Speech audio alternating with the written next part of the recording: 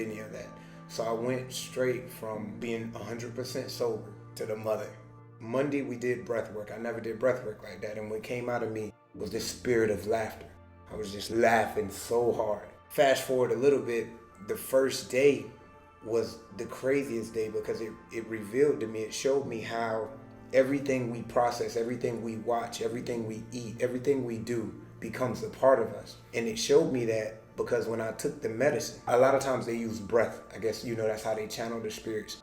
After the drink, they say, whoosh. And within 10 minutes of me taking my first drink, I was out on the ground. And then that's when they started the music and dancing around and doing the chanting. And that's when they started the smoke. Instantly, I was out of it. And I saw them dancing around and I was like, oh Lord, shit, they got me now. They about to harness my organs. They done led me here. Yeah, and I ain't told my family about this. How did I let them set me up? That's the first thing.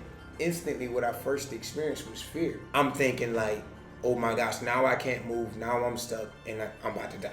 And I did die. I died over 1,000 times, man, and I couldn't get up. And some people call that sleep paralysis. But I couldn't get up. But I was kind of conscious of what was going on. I've never been drunk, but I can imagine what drunk felt like.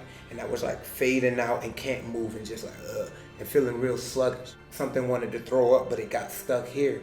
I can remember me beating on the ground because I was like, I gotta make it out of here. I went to hell, dude.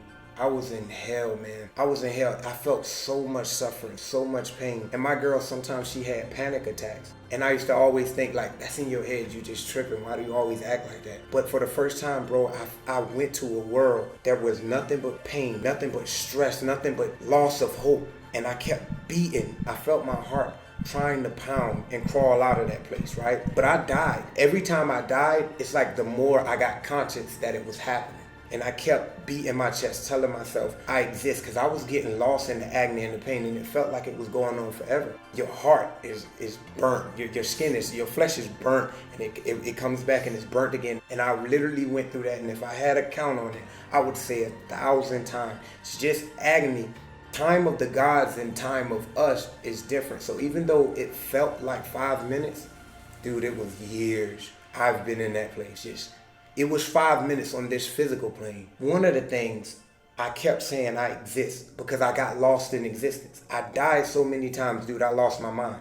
What mother was doing was killing that side, was detoxing that energy that I was processing, and I was going along to believe true. One of the things, shout out to Amanda J-Ro.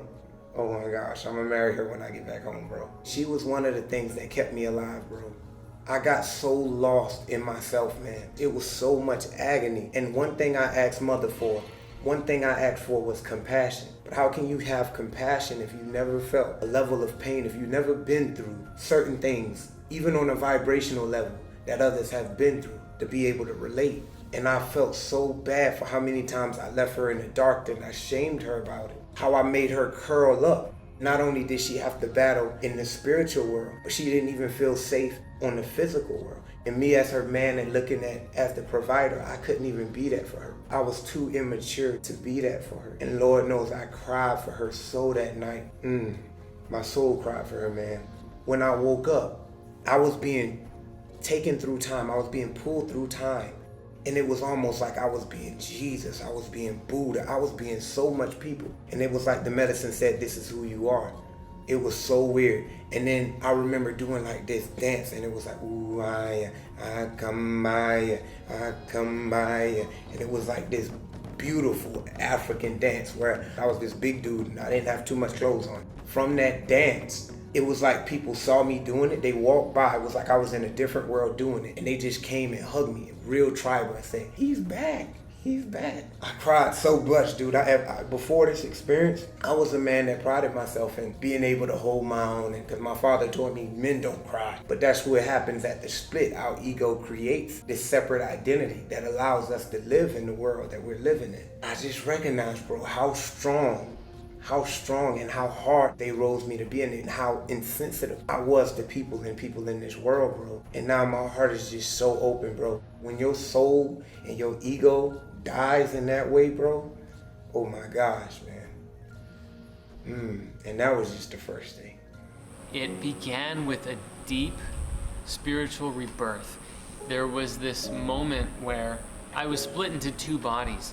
One was a very defeated masculine boy, and one was a dead body of a female.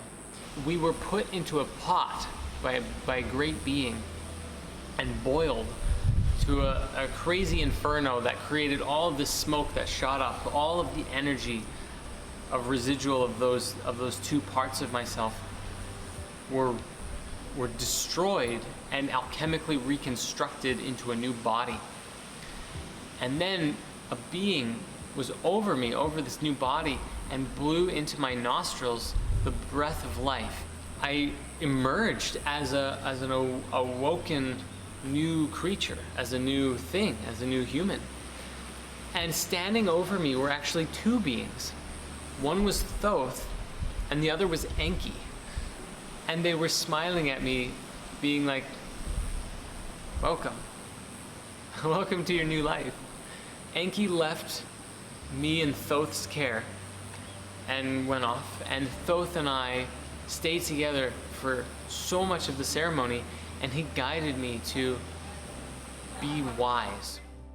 And I also had a lot of visuals last night. Like, I would take my glasses off and like things are blurry, but instead of just being blurry, those blurs would like turn into all these like really interesting geometries, which was pretty wild. And like just like I start seeing that, and you start just like kind of, my mind would wander and start imagining all these things. And there's other visuals too last night. Like there was one point where I was laying on a hammock, kind of just in awe by the stars, and I thought I saw this like bird flying, and then it just disappeared.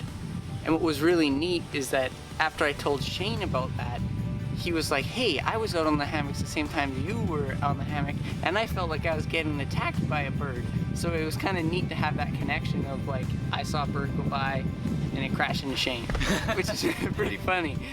I had an experience where my intention was about letting go. It was about, why do I always feel the need to like do so much or hold on to things or like want to do all this stuff. And halfway through the experience, I get this sharp pain in my back, and my back starts seizing up. I'm usually pretty comfortable with the medicine, but there was a point in this experience where it just kept getting worse and worse, and I felt like I needed help. And I remember saying, Jesus Christ, like my back hurts, and all of a sudden Jesus pops into my awareness, and I'm like, wow. And he wasn't like the Jesus you would expect with like, you know, robes and like the throne crown of thorns. He was like a cool modern day Jesus. And I was like, Jesus, is that you? And he was like, yeah, you know it's me. And I'm like, what do you ask Jesus? And I was like, what's it like to be Jesus?